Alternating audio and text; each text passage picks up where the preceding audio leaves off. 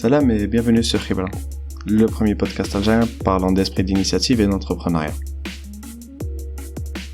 Nouvel épisode pour un nouveau format, je vous propose quelque chose de plus concis, de plus digeste. Bref, راح نبدأ لكم من الآخر. Pour le premier épisode de ce nouveau format, je vous propose de parler de différences entre start-up et jeune entreprise. Est-ce qu'une boîte de communication تقدر تكون une start-up? Et tout d'abord, c'est quoi une start-up?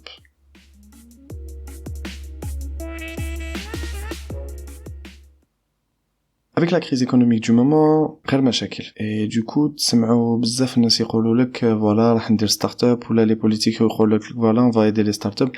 بصح même des experts من داك يغلطوا على la définition d'une start-up.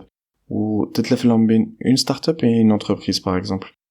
Après quelques recherches, on est tombé un petit peu sur la définition d'une start-up que l'on pourrait considérer comme intéressante. La définition, elle est extraite d'un épisode de Schizophrène, un podcast vidéo que je vous invite à découvrir dans leur épisode numéro 3. Je vous passe la définition تاعهم et je vous retrouve dans quelques secondes. Donc une start-up, c'est une organisation sociale temporaire ayant pour objectif de découvrir un business model scalable, profitable et répétable. Donc par scalable, on entend le fait que si l'on produit un produit, le coût ne va pas évoluer avec cette croissance et le produit sera toujours aussi bon qu'il y ait un utilisateur ou 1 million.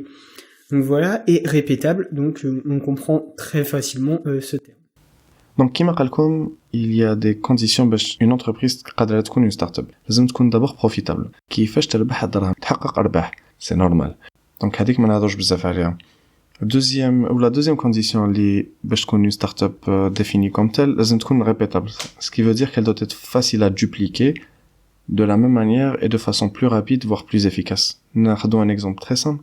عندكم ياسر اللي par exemple il s'est lancé في الماروك وفي تونس. راح يدي la même plateforme, les mêmes conditions, le même logiciel et parfois même les mêmes personnes باش يخدموا معاهم pour lancer la start-up dans d'autres pays. Dupliquer le même concept n'est pas compliqué. Ils vont réutiliser le même logiciel. وهذاك هو l'objectif تاعو. Et la troisième condition, لازم يكون scalable. Scalable واش معناتها؟ معناتها que l'application ou par exemple la startup puisse fournir la même qualité de service, que ça soit à 10, 100 ou 10 000 utilisateurs, لازم تكون كيف ناخذ un exemple très simple, que ça soit Yasser ou la Facebook par exemple, كي تخدم بالفيسبوك ولا بالياسر, la qualité راح تكون هي. Quel que soit l'utilisateur, quel que soit l'endroit où il se trouve. Donc, هادو هما les conditions باش تكون une entreprise considérée comme une start-up. Ou gardez bien en tête بلي هذيك l'entreprise خدمتها c'est de découvrir un nouveau business model. معناتها de nouvelles manières ou de nouveaux moyens de générer de l'argent. باش كيما قلت لكم في الديبي تحقق أرباح. Mais la question هي c'est quoi la différence صح بين une entreprise ou une start-up? نزيدو نسمعو السكيزوفريني وراح يعطيكم une définition يعني selon moi qui est très intéressante à exploiter et très facile à retenir. La différence entre une start-up et une entreprise va se faire justement dans le fait qu'une start-up va chercher un business model alors que l'entreprise va juste exécuter un business model déjà existant. Et un business model, c'est juste une façon de gagner de l'argent. Donc la startup va chercher à savoir comment elle va pouvoir gagner de l'argent avec le produit qu'elle vient de créer, et l'entreprise connaît déjà la façon dont elle va gagner de l'argent, et elle va juste essayer de l'optimiser et de développer cela. Donc on a la différence entre une startup et une entreprise. L'objectif d'une startup, c'est de chercher un business model.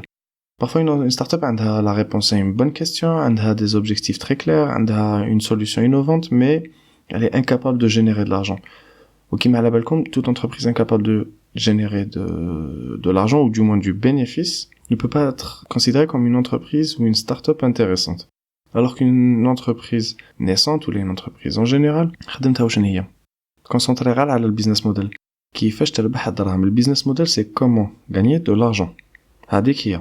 Donc عندك une entreprise واش دير تخمم على كيفاش توبتيميزي كيفاش تحسن كيفاش تاميليوري الخدمه ولا لي بروسيس ولا الطرق ما على باليش باش تربح الدراهم اكثر ولا بلو فاسيلمون. لا ستارت اب لا هي تركز على لا سوليوشن وي مي تركز ثاني كيفاش راح تمولها لا سيتوياسيون هذيك كومون غاني دو لارجون بالبيزنس موديل جديد.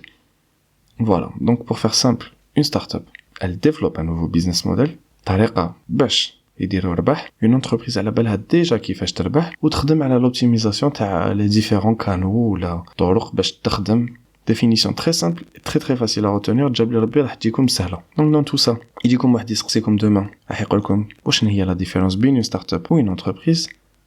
Une start-up تخدم على بيزنس موديل جديد. البيزنس موديل هي كيفيه انشاء ولا تمويل النشاط. واش شنو هما الشروط باش une start-up تكون qualifiée comme telle. لازم تكون scalable.